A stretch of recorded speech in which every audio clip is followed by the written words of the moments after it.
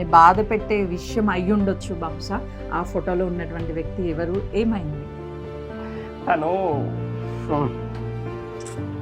మా కాబోయే husband madam. అయితే యాక్సిడెంట్లో చనిపోయారు. మ్యారేజ్ చేసుకున్న లోపల చనిపోయారు.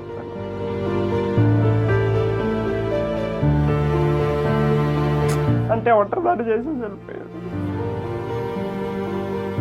నా లైఫ్లోకి వచ్చిన తను అంటే తనే అనుకున్నా నేను మొత్తం. అంటే తల్లిదండ్రులందరినీ వదిలేసి వస్తాం మేడం. ఇక్కడికి వచ్చిన తర్వాత ఒక బాయ్ పరిచయం అవుతాడు మాకు. అంటే తను లవ్ చేసిన, తను కూడా నన్ను లవ్ చేసిన, వాళ్ళ ఇంట్లో వాళ్ళని ఒప్పించిండు, మ్యారేజ్ చేసుకుందాం అన్నాడు. చేసుకుందాం అనే ఒక 2 monthsలో 6 months మా లవ్. అయితే ఒక 2 monthsలో మ్యారేజ్ చేసుకుందాం అనే నెక్స్ట్లో 2 monthsలలో తనకి యాక్సిడెంట్ అయ్యేసి డ్యూటీ నుండి వస్తున్నాడు. తను డ్రైవర్, తను అంటే పెద్దది DCM డ్రైవింగ్. అయితే డ్యూటీ అయిపోయింది, వెహికల్ మీద వస్తున్నారు, యాక్సిడెంట్ అయ్యి చనిపోయింది.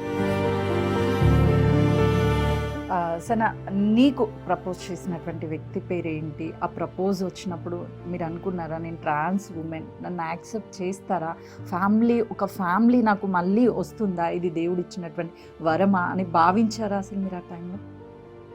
లేదు మేడం, అసలు అనుకోలేదు. అసలు తన పేరు వచ్చేసి సాయి. తన పేరు సాయి. వాళ్ళ ఫ్యామిలీ మెంబర్స్ అందరూ వచ్చి నాకు ఒక కుటుంబం దొరికింది, హ్యాపీగా ఉండొచ్చు అన్నట్టు ఫీల్ అయినా మేడం. అంతే. ఆ ఫీలింగ్ వేరుండే. ఏంటంటే తను వచ్చేసి ఇట్లా చేసుకుంటానని ఫ్యామిలీ వాళ్ళని తీసుకొస్తే నేను చాలా హ్యాపీగా ఫీల్ అయ్యా, నాకు ఒక కుటుంబం దొరికిందని. ఇప్పుడు కూడా వాళ్ళ ఇంటికి వెళ్తుంటాను, వస్తుంటాను. ఇక కొడుకు లేకపోయినా కూడా వాళ్ళకి నేను ఒక కోడల్ని అన్నట్టు చూసుకుంటున్నారు నాకు. సాయికి మీరు ఏమని ప్రపోజ్ చేశారు, ఎప్పుడు యాక్సెప్ట్ చేశారు మీరు? అంటే 6 years బ్యాక్ మేడం. మీ జర్నీ 6 years వరకు కంటిన్యూ అయిపోయింది.